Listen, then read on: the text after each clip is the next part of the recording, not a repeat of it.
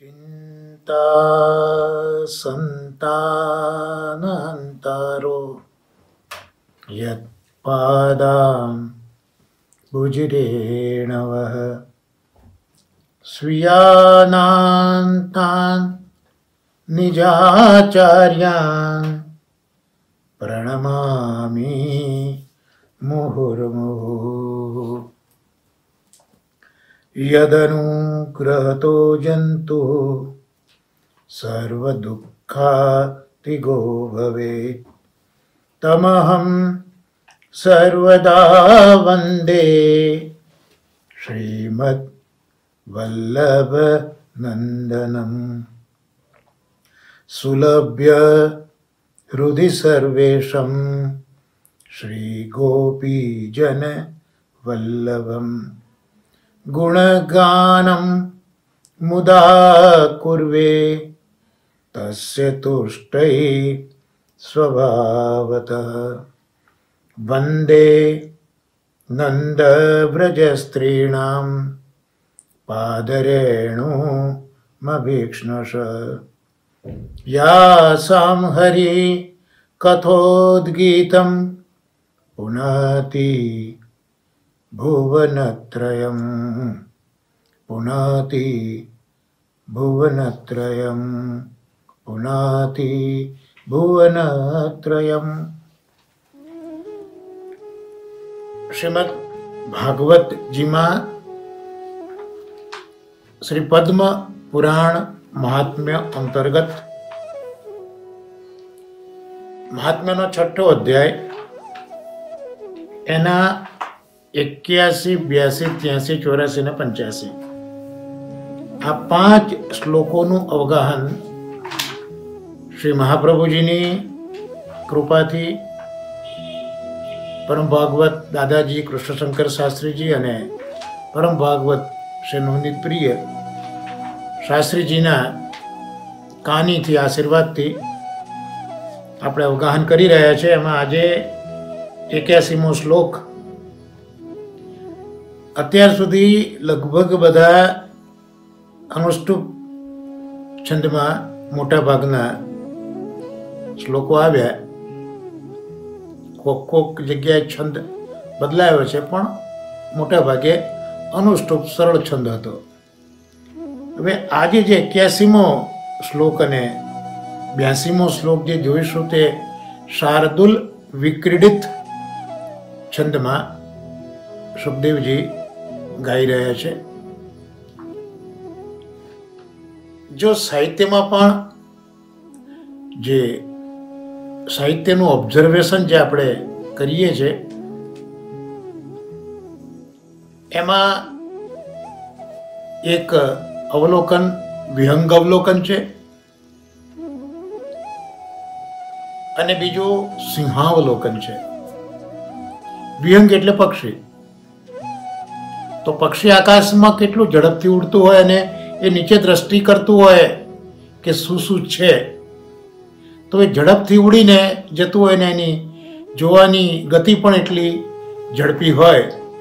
એટલે કોઈ એક વસ્તુનું અવગાહન આપણે આવી ઝડપથી કરીએ, વિહંગ અવલોકન એવું સામાન્ય રીતે કે, અને ધીરે ધીરે ધીરે એની કન્ટેન્ટ જેમ પેલો સિંહ હોય, શાર્દુલ સિંહ, તો એ કેવો ધીમે ધીમે ધીમે ચાલે. એની જે ક્રીડા છે, ઊભો રહે, ચારે બાજુ જુએ, પાછો થોડોક ચાલે, પાછો ઊભો રહે, તો એની જે ક્રીડન છે વિશિષ્ટ પ્રકારનું ક્રીડન છે.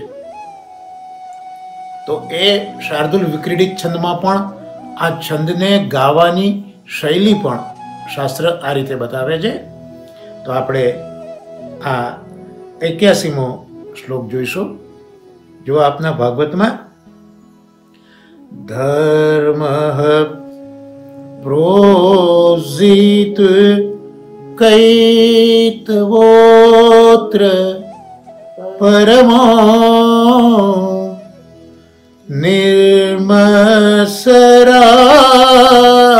નિર્મસરાણામ સતામ વેદ્યમ વાસ્તવ મત્ર વસ્તુ શ્રીવદમ तापत्रयोन्मूलनम् श्रीमद् भागवते महामुनिकृते किं वा परैरीश्वरः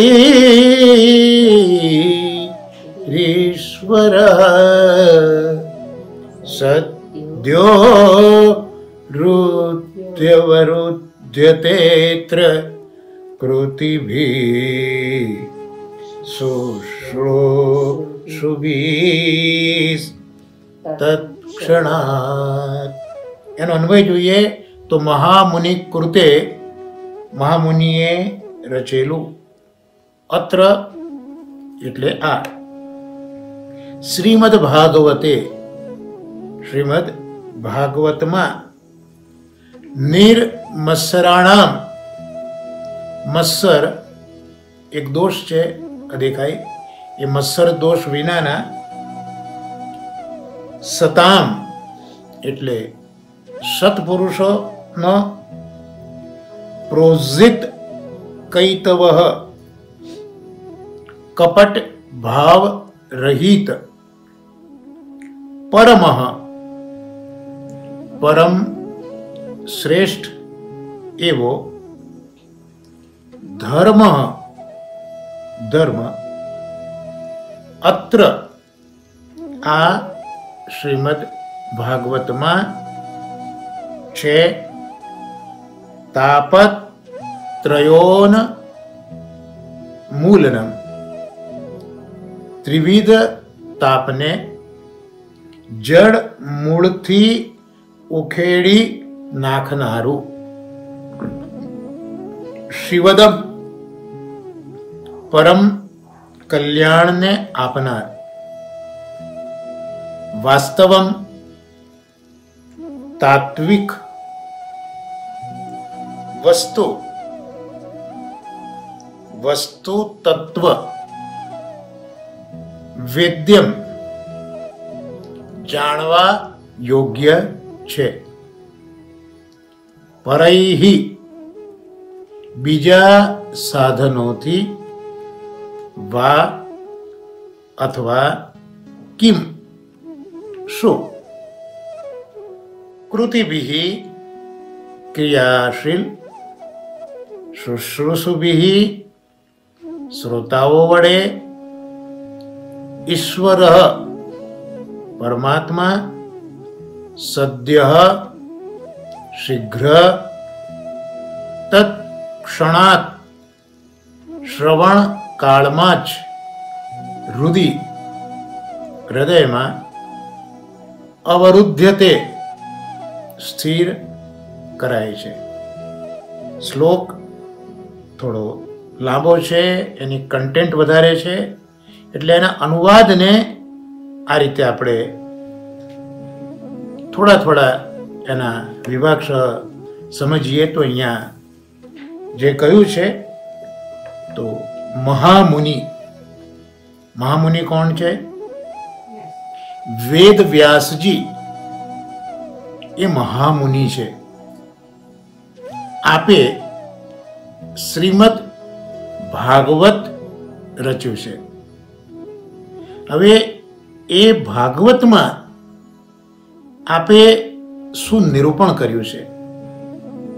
તો એમાં ધર્મ નિરૂપિત કર્યો છે. કેવો ધર્મ? પરમ ધર્મ. કેવો ધર્મ? કપટ ભાવ રહિત. તો આ મહામુનિ વ્યાસજીએ શ્રીમદ ભાગવતમાં કપટ ભાવ રહિત જે પરમ ધર્મ છે એનું નિરૂપણ કર્યું છે.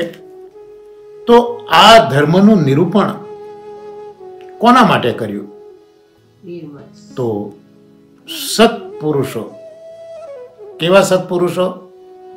રાગ અને દ્વેષ વગરના સત્પુરુષોના પરમેશ્વરના આરાધન રૂપ આ ધર્મ છે. એટલે અહીંયા જે આ પરમ ધર્મ છે કપટ ભાવ રહિત, એ મૂળ તો પરમેશ્વરના આરાધન રૂપ છે. પણ કેવા સાધકો?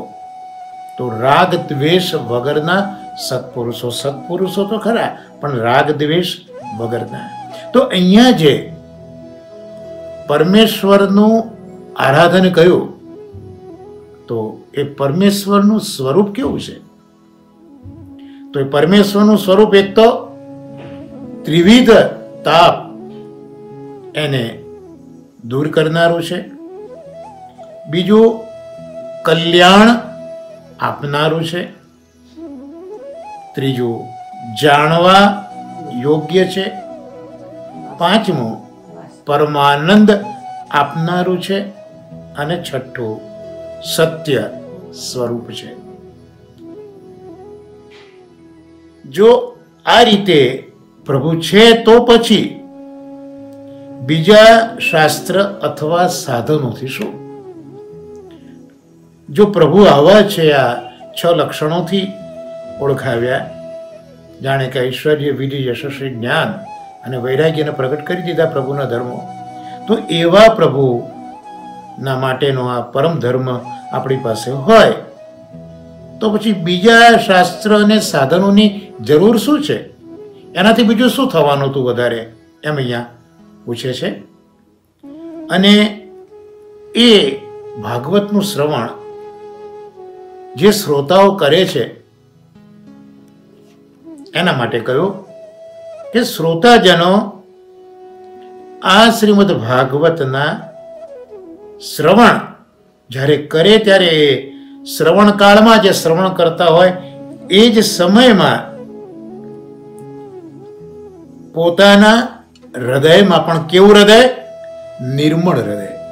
એટલે શ્રોતાજનો પોતાના નિર્મળ હૃદયમાં પરમાત્માને શીઘ્ર સ્થિર કરે છે. સાંભળ્યો એ જ કાલ, એ જ સમય, એમાં આ શ્રોતાજનો પણ કેવા શ્રોતાજનો? નિર્મળ હૃદયવાળા.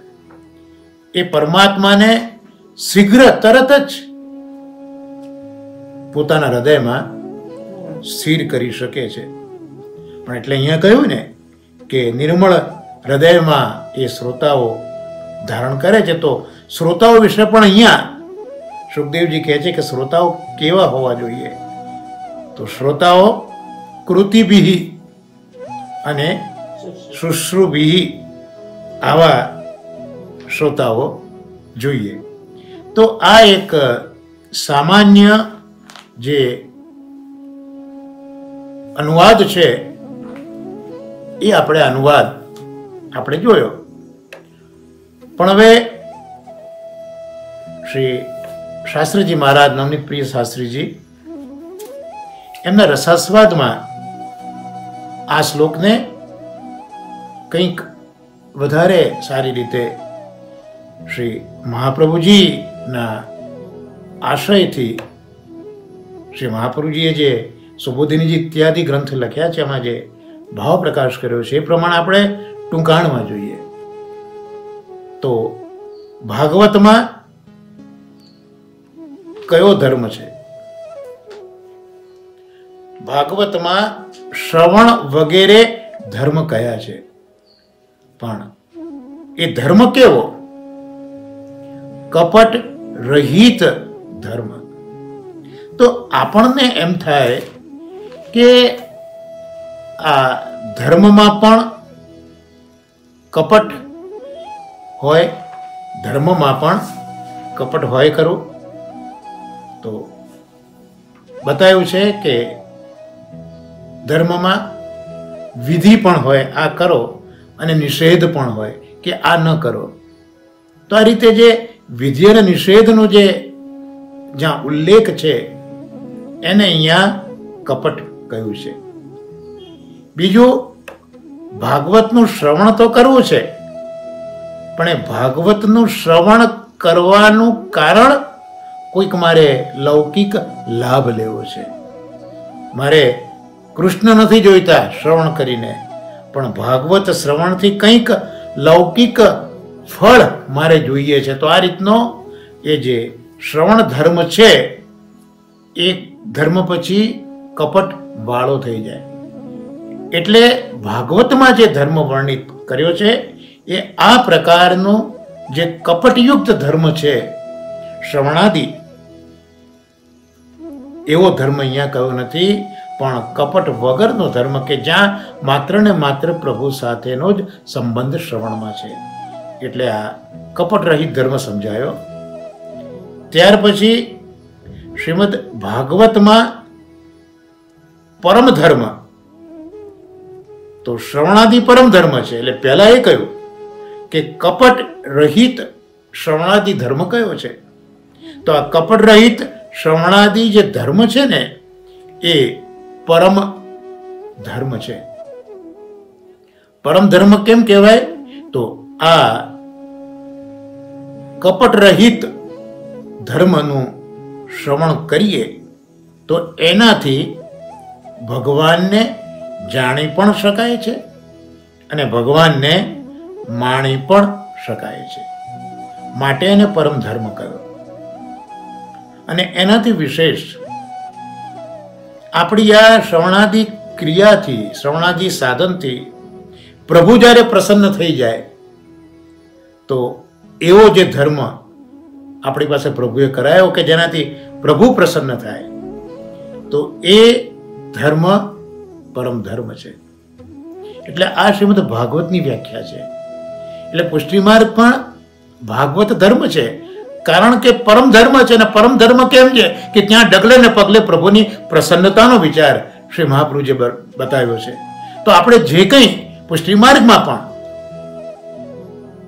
સન્મુખમાં સેવા કે અનુસરમાં શ્રવણ કીર્તન સ્મરણ કરીએ, એમાં જેમ પેલું કહ્યું ને એમ કપટ કે કંઈક મેળવવાની આપણી ઈચ્છા નથી, શ્રી મહાપ્રભુજીએ સમજાયું છે.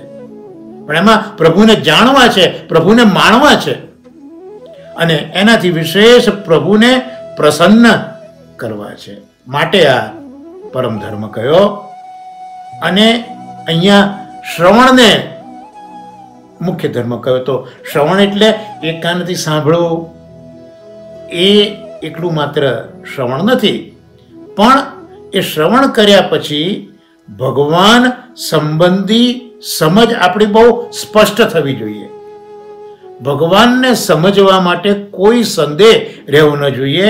એટલે જ્યારે સાંભળ્યા પછી આપણા ભગવાન સંબંધી બધા સંદેહ દૂર થઈ જાય અને ભગવાન સંબંધી સ્પષ્ટ સમજ જ્યારે આપણને મળે ત્યારે એવું માનવું કે આ શ્રવણ એ શાસ્ત્રમાં શ્રી મહાપ્રભુજીએ કહેલું શ્રવણ છે.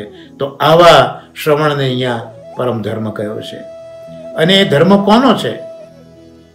તો સત્પુરુષોનો આ ધર્મ છે. સત્પુરુષો કેવા પાછા? તો ઈર્ષા વગરના, કોઈનો ઉત્કર્ષ જોઈને એમનું મન બળવા માંડે એવું નહીં, અદેખાય નહીં. કારણ કે સાચે સાચી ખાઈ હોય એમાં માણસ પડે તો એ તો દેખાય પણ કરી ખાય, પણ આ તો અદેખાઈ, દેખાય નહીં છતાં અંદર પડવાનું, ખબર જ ના પડે આવી અદેખાઈ. તો એ જેનામાં નથી એવા સત્પુરુષો. એટલે અહીંયા કદાચ સત્પુરુષોની વ્યાખ્યા જે છે કે જે ઈર્ષા વગરના છે, આ સત્પુરુષની વ્યાખ્યા કે જેનામાં ઈર્ષા નથી, મત્સર નથી. તો આવા ઈર્ષા વગરના સત્પુરુષોનો આ ધર્મ છે. તો એની બીજી ઓળખ આપી કે આ ઈર્ષા વગરના સત્પુરુષો કેવા હોય? તો લોકલજ્જા રહિત હોય. એટલે અહીંયા લોકલજ્જા રહિત એટલે લૌકિકમાં આપણે જે કહેતા હોઈએ છે કે જેણે મૂકી લાજ એને પોતાનું એક આગવું રાજ, એવો અહીંયા લૌકિક ભાવ નથી. પણ અહીંયા લોકલજ્જા રહિત અર્થાત કે એ બધા ભગવાનને પ્રાપ્ત કરવા માટે લોકલાજ મૂકી દેતા હોય છે. અને આવા ભક્તો આ લોકલાજ મૂકીને શું કરે છે? બસ એ ભગવાનની મસ્તીની અંદર જ વેર્યા કરે છે. આપણે ગૌરાંગ મહાપ્રભુને જોઈએ કેવા નાચતા કૂદતા હરિકીર્તન કરતા કરતા એ દોડતા જ હોય એમના જીવનમાં. તો આવા જે લોકલાજ ભગવાનના ખાતર જેણે મૂકી છે, અને જે લોકલાજ મૂકવાનું કારણ માત્ર ભગવાનની મસ્તી છે. કારણ કે ક્યાં તો લોકલાજ સાથે રહે ને ક્યાં ભગવાનનું નામ સાથે રહે, એક મ્યાનમાં બે તલવાર ન રહે. એટલે ભગવદ નામ નિશંક થઈને દેવું હોય, જેમ નારદજીએ દીધા કર્યું છે આજે પણ, કે જેમ સનત કુમારો લીધા કરે છે આજ પણ. તો એવું જે નામ મસ્તીમાં પ્રભુની, તો આવા જે ભગવદ ભક્તો છે એ ભગવદ ભક્તો માટેનો આ ધર્મ એ અહીંયા કયો છે. અને મત્સર વિનાના સાધુ પુરુષો જ આ ધર્મનું આચરણ કરે છે. પછી કહ્યું કે ભાગવતમાં જાણવા યોગ્ય, વાસ્તવિક, કલ્યાણપ્રદ અને ત્રિવિધ સંતાપને સંપૂર્ણ શાંત કરનાર એક જ વસ્તુ છે, અને તે ભગવાન. જે આપણે આ શ્લોકમાં જોયું કે એ જ જાણવા યોગ્ય છે, એ જ વાસ્તવિક છે, એ જ કલ્યાણપ્રદ છે અને ત્રિવિધ સંતાપને દૂર કરનારા છે. આ એક વાસ્તવ વસ્તુ છે જે જાણવા યોગ્ય છે. આ જ વસ્તુ એ માત્ર જાણવા, આ જ પરમ તત્વ છે જે આપણે શ્રીમદ ભાગવતાર્થમાં પણ હમણાં જે જોઈ ગયા છે ને, કે વદંતી તત્વત વિદસ તત્વમ. તો આ જે તત્વ છે એ જે તત્વ આ છે એકમાત્ર ભગવાન જ, અને એને શ્રીમદ ભાગવતમાં બતાવ્યા છે. એટલે આમ જોવા જઈએ તો ભાઈ જાણવા યોગ્ય વસ્તુ, તો જાણવા યોગ્ય વસ્તુઓ તો ઘણી ઘણી હોઈ શકે, પણ શાસ્ત્ર જાણવા યોગ્ય જે વસ્તુ બતાવે છે એમાં એક તો યજ્ઞ જાણવા યોગ્ય છે, બીજું બ્રહ્મ એ જાણવા યોગ્ય છે, ત્રીજો કાલ એ જાણવા યોગ્ય છે, અને ચોથો પુરુષ એ જાણવા યોગ્ય છે. તો શાસ્ત્રની દ્રષ્ટિએ લૌકિકમાં જાણવા જેવું ઘણું ઘણું હોય, પણ શાસ્ત્રની દ્રષ્ટિએ જાણવા જેવી વસ્તુ આ ચાર છે: યજ્ઞ, બ્રહ્મ, કાલ અને પુરુષ. પણ આ યજ્ઞ, બ્રહ્મ, કાલ અને પુરુષ ચારે ચાર શાસ્ત્ર રીતે જાણવાની વસ્તુઓનું મૂળ જે છે એ તો ભગવાન છે. એટલે વાસ્તવમાં ભગવાનને જાણીએ તો બધું જ જાણી લેવાય, એ જ જાણવાથી બધું જણાય એમ શ્રુતિઓ કહે છે. તો અહીંયા આ ભગવાનને જાણીએ તો યજ્ઞ, બ્રહ્મ, કાલ, પુરુષ જાણવા જેવી વસ્તુઓ પણ જણાઈ જાય. હવે વ્યાસજીએ અહીંયા મહામુનિ કયા છે, તો મહામુનિ વ્યાસજીએ આનું દર્શન જે છે એ સમાધિમાં કર્યું છે, અને જે લીલાક્રમ છે એ લીલાક્રમનો અનુક્રમ કર્યો છે. આમાં જુઓ, આમ તો સમગ્ર ભાગવત કૃષ્ણ કથા જ છે, જુદા જુદા અવતાર પણ કૃષ્ણના છે, પણ જે પ્રથમ સ્કંદમાં તમે શરૂઆત જુઓ તો મહાભારતથી શરૂઆત છે, અને ખરેખર કૃષ્ણનું પ્રાગટ્ય બધું તો દસમ સ્કંદમાં છે. એટલે અહીંયા વ્યાસ મહર્ષિજીએ ભાગવતમાં જે ક્રમ ગોઠવ્યો છે એ લીલાક્રમ ગોઠવ્યો છે. એટલે સમાધિમાં એમણે જે લીલાક્રમનું દર્શન થયું છે એ પ્રમાણે આ ક્રમ અહીંયા અનુક્રમ કરીને ગોઠવ્યો છે. અને આ ભાગવત કેવું છે? શ્રીમદ ભાગવતે મહામુનિ કૃતે. તો મહામુનિએ આ કેવું ભાગવત? શ્રીમદ ભાગવત. તો શ્રીમદ ભાગવત એ મૂળ તો 14 રસ વાળું છે. શ્રીમદ એટલે શોભા વાળું, શ્રીમદ ભાગવત, શ્રીમદ એટલે શોભા વાળું. તો શોભા પ્રભુ રસાત્મક છે, એટલે આ ભાગવત પણ રસ એ જ એની શોભા છે. તો 10 પ્રકારના રસ એ ભાગવતની શોભા છે. સાહિત્યમાં 8 પ્રકારના રસોનું વર્ણન કર્યું છે. એક તો શૃંગાર રસ, હાસ્ય રસ, કરુણ રસ, રૌદ્ર રસ, વીર રસ, ભયાનક, બીભત્સ અને અદ્ભુત રસ. આ 8 રસ છે એ ભરત મુનિએ પોતાના નાટ્યશાસ્ત્રમાં બતાવ્યા છે. ત્યાર પછી 9મો શાંત રસ છે, અને 10મો આચાર્ય ચરણોએ ભક્તિ રસ બતાવ્યો છે. તો રસ આ 10 પ્રકારના. અને ભાગવત તો જે 4 પુરુષાર્થ છે, તો એ 4 પુરુષાર્થને પણ રસ તરીકે ઓળખાવે છે. એટલે શ્રીમદ ભાગવત કુલ 14 રસ વાળું છે. તો આ 14 રસ વાળું ભાગવત એ રસાત્મક ભગવાનનું નામાત્મક સ્વરૂપ છે. એટલે અહીંયા જે કહ્યું ને શ્રીમદ ભાગવતે મહામુનિ કૃતે.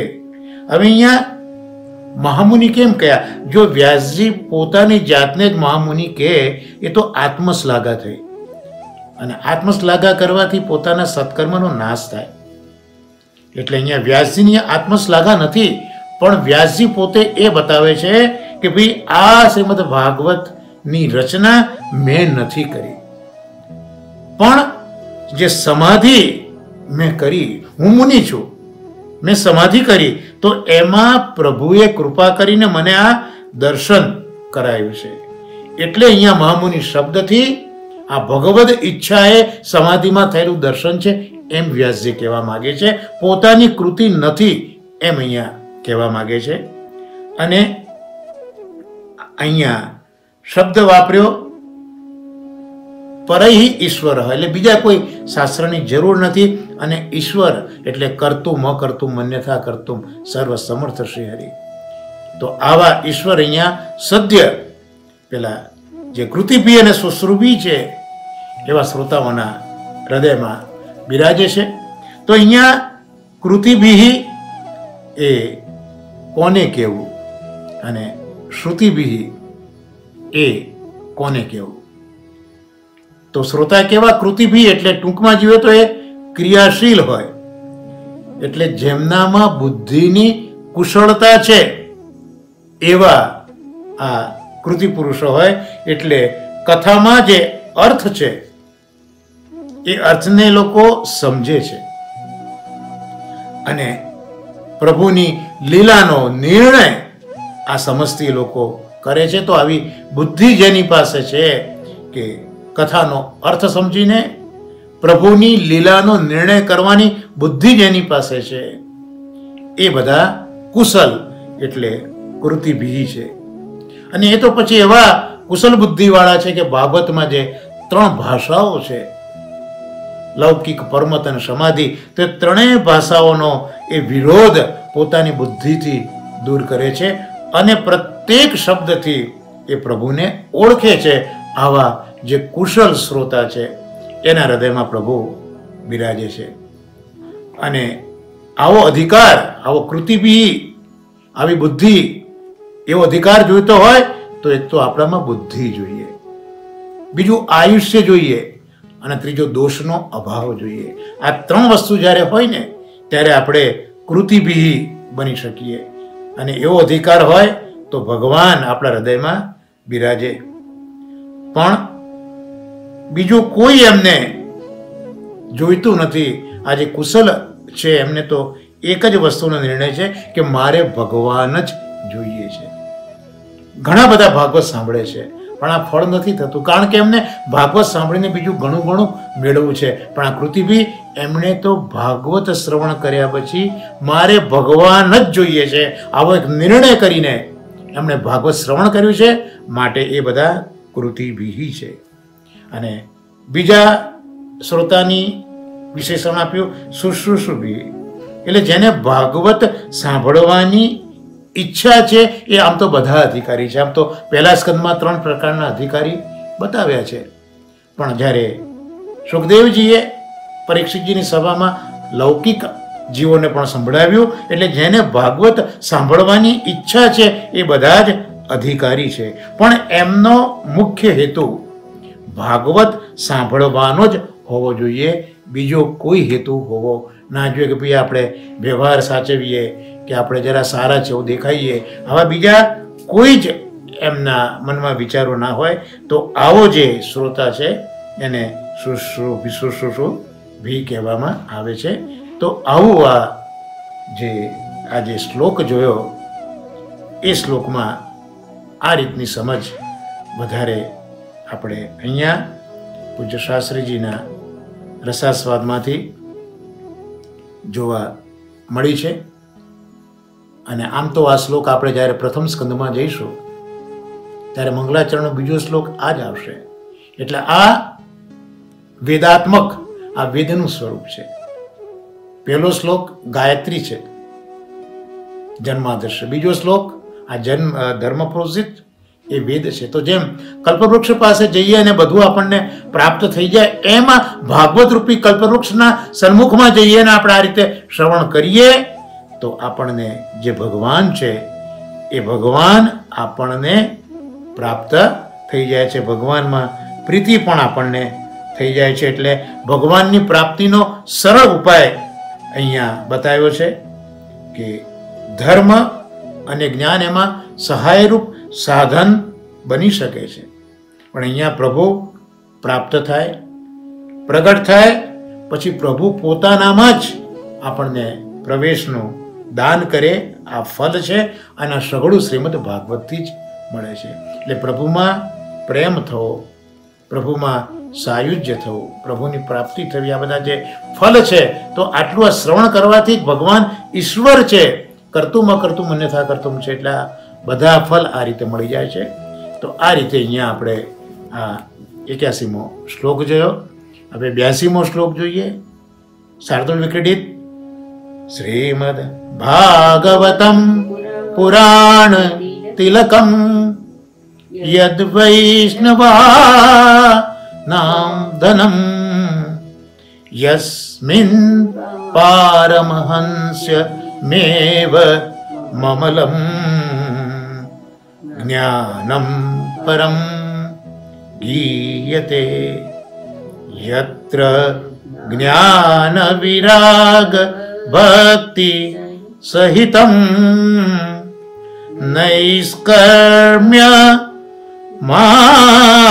માવિષ્કૃતમ તચ્છૃણ્વન પ્રપઠન વિચારણ પરો ભક્ત્યા વિમોચે નરઃ. અન્વય જોઈએ. પુરાણ તિલકમ, પુરાણોમાં તિલક. શ્રીમદ ભાગવતમ, શ્રીમદ ભાગવત. યત એટલે જે, વૈષ્ણવાનામ વૈષ્ણવોનું, ધનમ એટલે ધન છે, યસ્મિન જેની અંદર, પારમ હંસસ્ય એવ પરમ હંસો સંબંધી, અમલમ એટલે વિશુદ્ધ, પરમ એટલે દિવ્ય, જ્ઞાનમ એટલે જ્ઞાન, ગીયતે એટલે ગવાય છે. યત્ર જે શ્રી ભાગવતમાં જ્ઞાન વિરાગ ભક્તિ સહિતમ, જ્ઞાન વૈરાગ્ય અને ભક્તિ સાથે, નૈષ્કર્મ્યમ નિષ્કામ કર્મયોગ, નૈષ્કર્મ્ય, આવિષ્કૃતમ પ્રગટ કર્યું છે, તત તેને ભક્ત્યા ભક્તિથી, શૃણવન સાંભળતો, પ્રપઠન પાઠ કરતો, પ્રપઠન પાઠ કરતો, વિચારણ પરઃ વિચાર કરતો, નરઃ એટલે મનુષ્ય, વિમુચ્યેત એટલે મુક્ત થાય છે. અનુવાદ જોઈએ તો સર્વ પુરાણોમાં તિલકરૂપ શ્રીમદ ભાગવત પુરાણ જ વૈષ્ણવોનું પરમ ધન છે, જેમાં જ્ઞાનીઓના નિર્મળ દિવ્ય પરમ જ્ઞાનનું ગાન કરવામાં આવ્યું છે. જ્ઞાન વૈરાગ્ય અને ભક્તિ સાથે નિષ્કામ કર્મયોગને પ્રગટ કરતા શ્રીમદ ભાગવતને ભક્તિપૂર્વક શ્રવણ કરનાર, પાઠ કરનાર, વિચાર પરાયણ માનવ મુક્ત થાય છે. તો અહીંયા સુખદેવજી ભાગવતની ઓળખ આપે છે. ભાગવત એ બધા જ પુરાણોમાં તિલક રૂપ છે. તિલક એટલે શ્રેષ્ઠ. એટલે આપણે તેમનો પશ્ચિમાર્ગમાં તિલકાય શ્રી આપણે જે શબ્દ વાપરીએ છીએ, શ્રેષ્ઠતાનું દ્યોતક છે. તો શ્રીમદ ભાગવત પુરાણ તો છે, પણ આ 10 લક્ષણ વાળું છે અને પુરાણોમાં એ તિલકરૂપ છે એમ કહ્યું. અને એ તિલકરૂપ ભાગવત ધન છે, પણ કોનું ધન છે? વૈષ્ણવોનું પરમ ધન છે. અને એ જ શ્રીમદ ભાગવત નામ સ્વરૂપે વૈષ્ણવોનું ધન છે અને સ્વરૂપ તરીકે પણ એમાં યશોદાનું જ ધન છે. એટલે ધન ધોવત યશોદામાય. તો પુષ્ટિમાર્ગી જીવો માટે ખરેખર ધન તો નામ સ્વરૂપે શ્રીમદ ભાગવત છે અને સ્વરૂપ તરીકે શ્રી ઠાકોરજી છે. અને એમાં જ્ઞાનીઓનું જે નિર્મળ દિવ્ય જ્ઞાન છે એનું અહીંયા વર્ણન કરવામાં આવ્યું છે. એમાં જ્ઞાન પણ છે, વૈરાગ્ય છે અને ભક્તિ છે, પણ સાથે સાથે નિષ્કામ કર્મયોગ છે.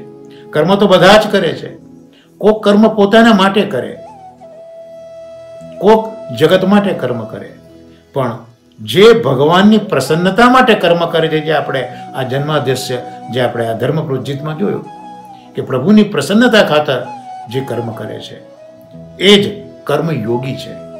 તો આ રીતનો અહીંયા વિચાર કર્યો છે અને એનાથી માનવ મુક્ત થાય છે એનું શ્રવણ કરતા.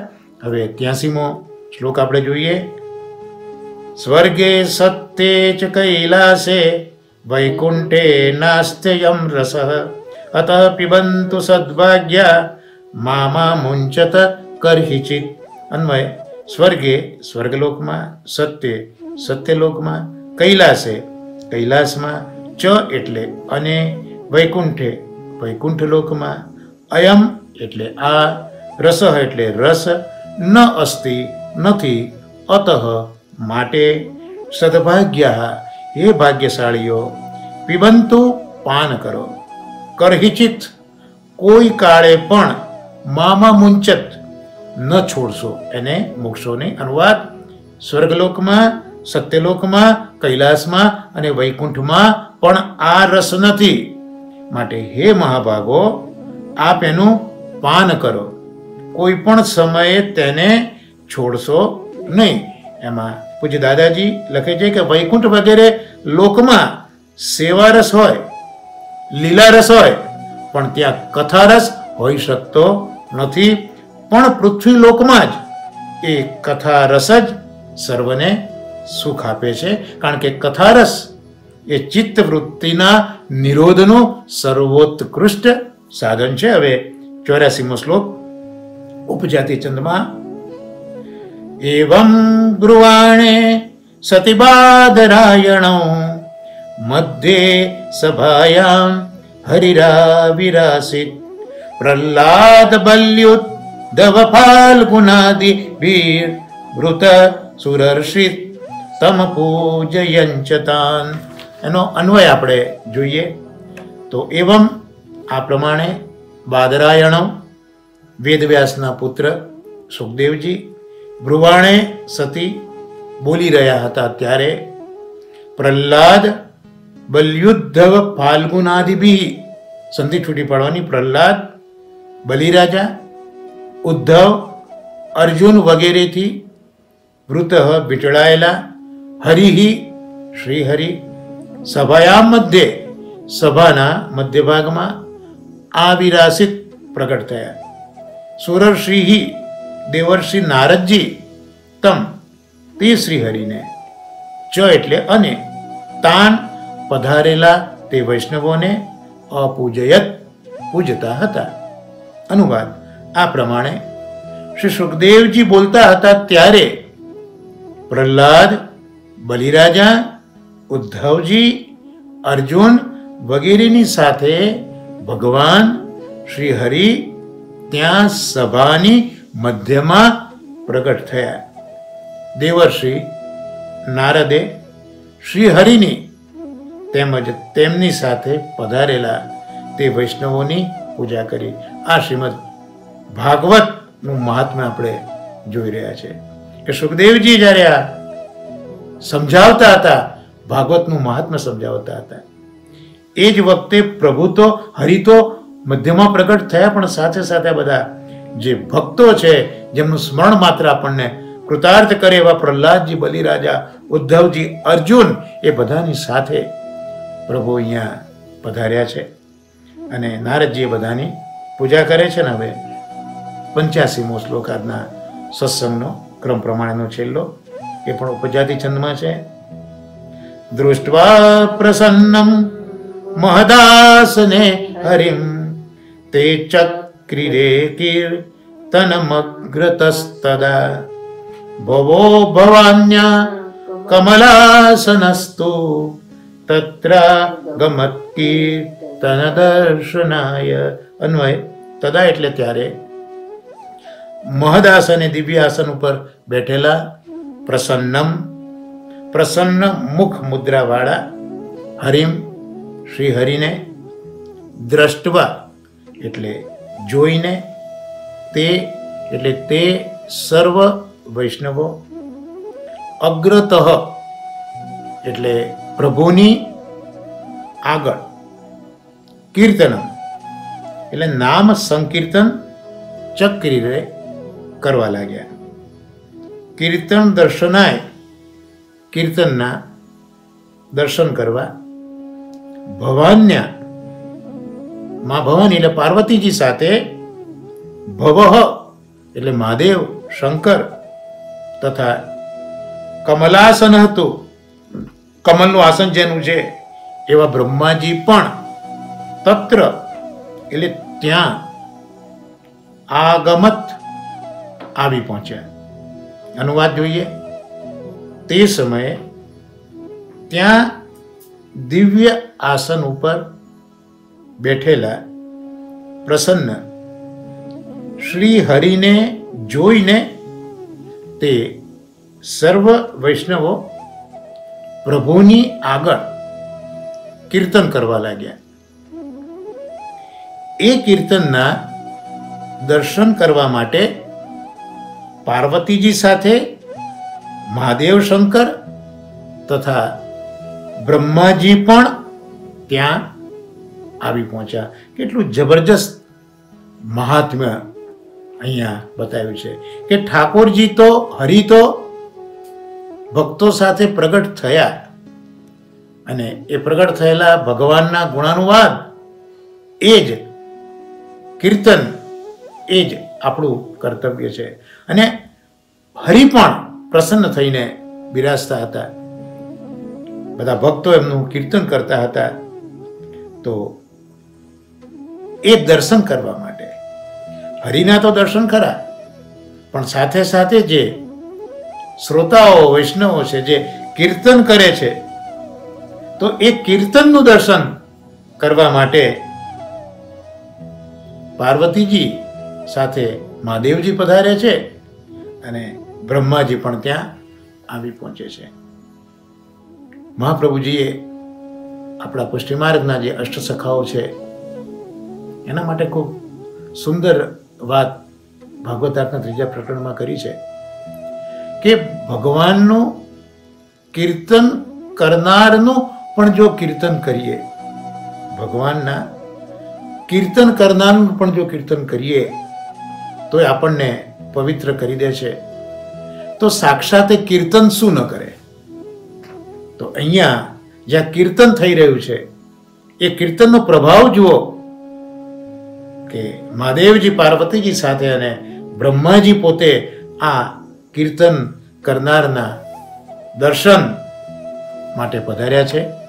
તો આ સાથે આપણો આજે 5 શ્લોકોનો જે ક્રમ છે 6ઠ્ઠા અધ્યાયમાં 81 થી 85 તે અહીંયા સંપન્ન થયો. અને હવે આજના બીજા આપણા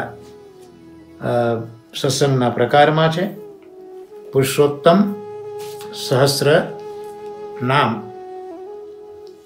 એનો આપણે હવે વિચાર શ્રી મહાપ્રભુજીની કૃપાથી કરીશું. પુરુષોત્તમ સહસ્રમાં આપણે જે આ અવગાહન આપણું કરી રહ્યું છે એમાં પ્રથમ જે સ્કંદ છે એ પ્રથમ સ્કંદમાં 9મા શ્લોકથી શરૂઆત થઈ જે આ પ્રકારે હતી. શ્રી કૃષ્ણ સચ્ચિદાનંદો નિત્ય લીલા વિનોદકૃત સર્વાગમ વિનોદી ચ લક્ષ્મીશ પુરુષોત્તમ. એટલે અહીંયા જે નામ પ્રગટ કર્યા એમાં શ્રી કૃષ્ણ, ત્યાર પછી સચ્ચિદાનંદ બીજું, ત્યાર પછી નિત્યલીલા વિનોદકૃત કહ્યું, સર્વાગમ વિનોદી કહ્યું, લક્ષ્મીશ કહ્યું. અને હવે આજે જે નામ પ્રગટ થશે 6ઠ્ઠું એ છે પુરુષોત્તમ. પુરુષોત્તમ તો ભગવાન શ્રી કૃષ્ણ એ સર્વ પુરુષોમાં ઉત્તમ છે. સર્વ પુરુષો એટલે બ્રહ્માદિ વગેરે જે પુરુષો છે. આમ તો શાસ્ત્ર કહે છે કે જગતમાં પુરુષ તો એકમાત્ર ઠાકોરજી જ છે, પણ અહીંયા બ્રહ્મા વગેરે જે છે એ સર્વમાં પણ જો કોઈ ઉત્તમ હોય તો એ ઠાકોરજી છે. અને એ જ પોતે પરબ્રહ્મ છે, પુરુષોત્તમ છે, એટલે એ પૂર્ણ પરબ્રહ્મ એવા પુરુષોત્તમ છે. પુરુષોત્તમને પુરુષોમાં ઉત્તમ અર્થાત સર્વોત્તમ કયા. તો કૃષ્ણને સર્વોત્તમ પુરુષોમાં ઉત્તમ એવું કહેવાનું કારણ શું? શા માટે ભગવાનને પુરુષોત્તમ કયા? એનું કારણ શું? પ્રમાણ જોઈએ ને. કારણ એક કે મનુષ્યથી આરંભી અને બ્રહ્મા વિષ્ણુ પર્યંત સર્વજનો જેમની ઉપાસના કરે છે. આ ત્રણ મહાદેવ આપણા સનાતન ધર્મમાં ઓળખાયા છે, બ્રહ્મા વિષ્ણુ અને મહેશ. તો એ બ્રહ્મા વિષ્ણુ અને મહેશ પણ જેમની ઉપાસના કરે છે અને મનુષ્યથી માંડીને આ બ્રહ્મલોક સુધી બ્રહ્મા કે કૈલાસમાં શંકરજી કે વૈકુંઠમાં વિષ્ણુલોક, આ મનુષ્ય લોકથી માંડીને આ વિષ્ણુ ગોલોક સુધી, વિષ્ણુલોક સુધી, વૈકુંઠ સુધી, એ દરેક એમની જ ઉપાસના કરે છે, માટે પુરુષોત્તમ છે. આજે શ્રીમદ ભાગવતનું અધ્યયન પ્રભુ કૃપાથી કરતા હતા તો આ બ્રહ્મા વિષ્ણુ શંકરનો જે ઉલ્લેખ છે તો પરમ ભાગવત શાસ્ત્રીજીએ કહ્યું હતું એમની કથામાં કે બ્રહ્મલોકમાં પણ ભાગવતનું વાંચન થાય છે. કૈલાસમાં શંકરજી પણ ભાગવતનું વાંચન કરે છે અને વૈકુંઠમાં ભગવાન વિષ્ણુ પણ વાંચન કરે છે. એટલે એક વખત બ્રહ્માજીનું વાંચન પૂરું થાય પછી બ્રહ્માણી છે એ વાંચન કરે. કૈલાસમાં શંકર ભગવાનનું વાંચન પૂરું થાય, પાર્વતીજી વાંચન શરૂ કરે અને વૈકુંઠમાં વિષ્ણુજી પોતે વાંચન ભાગવતનું સંપન્ન કરે અને લક્ષ્મીજી વાંચન શરૂ કરે. તો આમ આ ત્રણ મહાદેવો પણ શ્રીમદ ભાગવતનું અધ્યયન પોતાની સોંપેલી જે સેવા છે એ કરતાની સાથે સાથે આ ભગવદ નામ મુકતા નથી.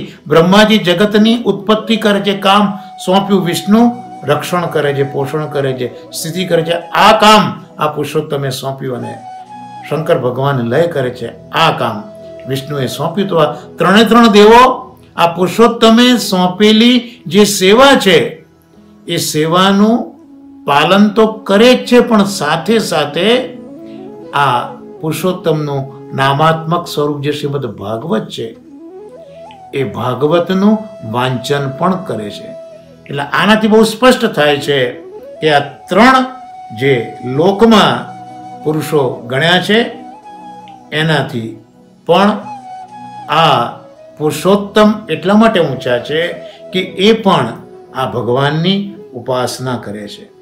એટલે ગોપાલ તાપીની ઉપનિષદમાં પણ કહ્યું છે કે કોઈ એક વખતે આ કથા છે કે કોઈ એક વખતે બ્રહ્માના પુત્રો છે, સનકાદિ એ બ્રહ્માના પુત્રો છે, એમણે પોતાના પિતા એટલે બ્રહ્માજીને એકવાર પૂછ્યું કે હે પિતાજી, સર્વોત્કૃષ્ટ દેવ કોણ, સૌથી ઉત્કૃષ્ટ અથવા તો જેને પરમ કહીએ એવો પરમ દેવ કોણ છે? આવું સનકાદિઓએ પૂછેલું હતું.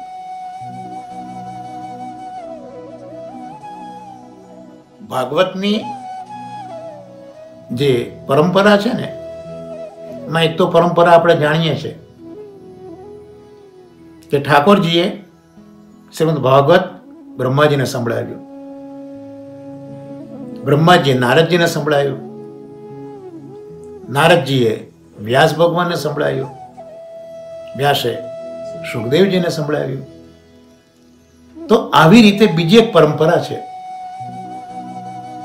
જ્યાં શંકરષણ એ આ સનત કુમારોને ભાગવત અર્થવાળું સમજાવે છે.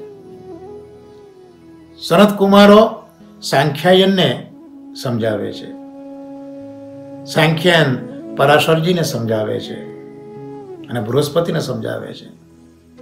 પરાશરજી મૈત્રેયને સંભળાવે છે અને મૈત્રેયજી વિદુરને સંભળાવે છે.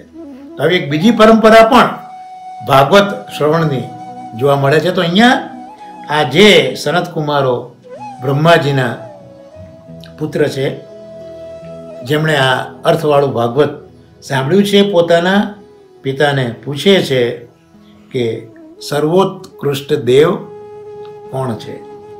ત્યારે બ્રહ્માએ કહ્યું કે શ્રી કૃષ્ણ વૈ પરમમ દૈવતમ. શ્રી કૃષ્ણ એ જ પરમ દૈવત છે. શ્રી આચાર્ય ચરણોએ પણ અંતઃકરણમાં આ જ આજ્ઞા કરી કે અંતઃકરણ મદવાક્યમ સાવધાનતયા શૃણુ કૃષ્ણાત પરમ નાસ્તિ દૈવમ વસ્તુતો દોષ વર્જિતમ. આચાર્ય ચરણો એ જ આજ્ઞા કરે છે. બ્રહ્માજીએ પણ એ જ કીધું કે શ્રી કૃષ્ણ એ જ પરમ દૈવત છે, પુરુષોત્તમ છે. આ પ્રમાણ સર્વોત્તમ જ છે. અને ભાગવતમાં એટલે કહ્યું છે કે ઋષિઓ, મનુઓ, દેવતાઓ, પ્રજાપતિઓ એ બધા જ સાથે સાથે મનુના મહાપરાક્રમી પુત્રો આ બધા જ થઈને શું કરે છે? એ બધા સઘળા શ્રી હરિની જ કલાઓ છે અને એમના જ અંશ અને અવતારો છે. અને ગીતામાં પણ પ્રભુએ એ જ આજ્ઞા કરી છે કે ઉત્તમ પુરુષસ્ત્વન્ય પરમાત્મે ત્યુદારુત યો લોકત્રયમાવિશ્ય વિભર્ત્ય વ્ય ઈશ્વર. ઠાકોરજી અર્જુનને કેટલીક વસ્તુ સમજાવે છે કે જે દેહની અંદર 15મો અધ્યાય ગીતામાં પુરુષોત્તમ યોગ જે છે, ત્યાં ઠાકોરજી પોતાની આ ઓળખ જાતે જ પુરુષોત્તમ તરીકે આપે છે કે દેહમાં રહેલો સનાતન જે જીવાત્મા છે એ મારો અંશ છે અને એ પોતે જ મન સહિત 5 ઇન્દ્રિયોને પોતાની પાસે ખેંચે છે. અને એ જ જીવાત્મા જેને મન ઇન્દ્રિયોને ખેંચી એ જ્યારે દેહને છોડી અને બીજા શરીરને પ્રાપ્ત કરે છે ત્યારે પણ મન સહિત આ ઇન્દ્રિયોને પોતાની સાથે લઈને જાય છે. અને આ જે તત્વ છે, આવું એ તત્વ માત્ર જે જ્ઞાનીઓ છે, આત્મતત્વ, એ જ્ઞાનીઓ જ આ તત્વથી જાણી શકે છે. અને જે શુદ્ધ અંતઃકરણ વાળા યોગીઓ છે એ જ્યારે યત્ન કરે ત્યારે આવા આ તત્વને જાણે છે. ઠાકોરજી કહે છે કે હું શા માટે પુરુષોત્તમ?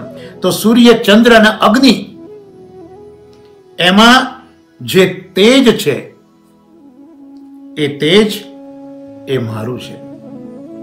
આપણે ઠાકોરજીની આરતી ઉતારીએ છીએ એમાં પુષ્ટિમાર્ગીય ભાવ તો એ જ છે. આપણે ભાવના કે ઠાકોરજીની નજર ઉતારીએ છીએ, ઓવારણા લઈએ છીએ અને લૌકિકમાં મહાપુરુષોની આરતી ઉતારીને આપણે માન પૂજા કરીએ છીએ. પણ જે મહાત્માઓ છે એ પણ સમજાવે કે તમે આરતી જે પ્રભુની ઉતારો છો ત્યાં આપણે પ્રભુને એ જ નિવેદિત કરીએ છીએ કે પ્રભુ આ અગ્નિ છે, પણ એ સૂર્યમાં એ અગ્નિ તેજ વાળો છે. પણ સૂર્યમાં રહેલું તેજ હોય કે ચંદ્રમાં રહેલું હોય કે અગ્નિમાં રહેલું તેજ હોય, પણ એ બધા તેજનું મૂળ પ્રભુ આપ જ છો. એટલે એ બધું પ્રભુ પર આપણે એમના સામર્થ્યને આપણે બતાવી દઈએ. એટલે જ પછી લૌકિકમાં બધાની એ લે છે, આર્ચા લે છે અને માથે વગેરે જે ચડાવે છે. તો આ સૂર્ય ચંદ્ર અગ્નિમાં જે રહેલું તેજ છે, ઠાકોરજી કહે છે કે એ બધું મારું છે. અને ઠાકોરજી કહે છે કે હું જ પૃથ્વીમાં પ્રવેશું છું અને સગળા જે ભૂતો છે એને હું જ ધારણ કરું છું. આપણે લાગે પૃથ્વી આ બધો ભાર સહન કરે છે, પણ ઠાકોરજી જ આમાં પ્રવેશી અને આ બધાનો ધારણ કરી રાખે છે. ઠાકોરજી સુંદર વાત કહે છે કે હું જ વૈશ્વાનર છું. એટલે આપણા શરીરમાં જે 4 પ્રકારના અન્ન આપણે ચાવવું ને ચૂસવું ને પીવું ને જે ચાટવું, આ બધા 4 પ્રકારના જે અન્ન છે એનું પાચન આ વૈશ્વાનર સ્વરૂપે હું જ કરું છું એમ ઠાકોરજી કહે છે. અને હું જ પોતે અંતર્યામી રૂપે પ્રાણીઓના હૃદયમાં બિરાજું છું. એટલે ઠાકોરજી પહેલા 2 પ્રકારના પુરુષોની ઓળખ આપે છે. એક તો જે નાશવંત છે, એટલે આ જે દેહ પદાર્થ, આ જગતનો જળ સમૂહ જે છે એ બધો નાશવંત પુરુષ કહે છે. અને બીજો અવિનાશી પુરુષ, જે આ આત્માની વાત કરીને હમણાં, એ આત્મા અવિનાશી છે. તો ઠાકોરજી અહીંયા પહેલા એક નાશવંત પુરુષ અને બીજા અવિનાશી પુરુષ, આ બેની ઓળખ આપે છે. એટલે જે ભૂત પ્રાણીઓનો સમૂહ છે એ નાશવંત છે અને આત્મા છે અવિનાશી છે. પણ ઠાકોરજી કહે છે કે આ 2 પુરુષો મેં જે બતાયા, દ્વાવિમૌ પુરુષો લોકે, એ જે કીધું, તો એ 2 જે પુરુષો છે એના કરતા હું જુદો અને ઉત્તમ છું. નાશવંત અને અવિનાશી, આ 2 કરતા પણ હું જુદો છું, ઉત્તમ છું. હું પોતે અવિનાશી છું, 3 લોકમાં પ્રવેશું છું અને બધાને ધારણ કરું છું, પોષણ કરું છું. એટલે હું જ પરમેશ્વર, હું જ પરમાત્મા તરીકે ઓળખાવું છું. અને આ જળ સમુદાય એ તો નાશવંત છે, તેનાથી હું સર્વ રીતે અતીત છું, ત્યાં સુધી પહોંચી શકાય એવું છે જ નહીં કોઈથી. માટે હું અવિનાશી જીવાત્મા એના કરતાં પણ ઉત્તમ છું અને લોકભેદમાં હું પુરુષોત્તમ તરીકે પ્રસિદ્ધ છું. તો આ રીતે શ્રી મહાપ્રભુજી અહીંયા બતાવે છે ઠાકોરજીનું પુરુષોત્તમપણું. એટલા બધા જે શ્રુતિ અને સ્મૃતિના વાક્યો છે એનાથી પ્રભુનું પુરુષોત્તમપણું સર્વત્ર મશહૂર જ છે. પ્રભુ પોતાની સત્તા વડે જ આ ત્રિગુણાત્મક સત્વ, રજ અને તમના કાર્યરૂપ જે આ 3 સર્ગો છે એનું નિર્માણ કરે છે. બીજા કોઈ આ કરી શકતા નથી. આ પ્રભુ પુરુષોત્તમ એટલા માટે કે આ સર્વ સામર્થ્ય પ્રભુનું છે કે સત્વ, રજ અને તમ એ 3ના કાર્યરૂપ 3 પ્રકારના સર્ગો પ્રભુ જ સર્જન કરે છે, પ્રભુ જ નિર્માણ કરે છે.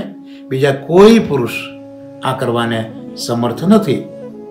એટલે અહીંયા મેં આગળ કહ્યું એમ, જે આપણે મંગલાચરણનો શ્લોક લઈએ છીએ તો એમાં જે જન્માધ્યસ્ય યતોન્વયાદિ તરત, એ શ્લોકમાં તેજો વારી મૃદામ યથા વિનિમયો યત્ર ત્રિસર્ગો મૃષા ધામના સ્વેન. તો આ જે ચરણ છે, કારણ કે અહીંયા કહ્યું ને કે જે કંઈ રચના છે બધી સત્વરજ તમની એ પ્રભુ જ કરે છે.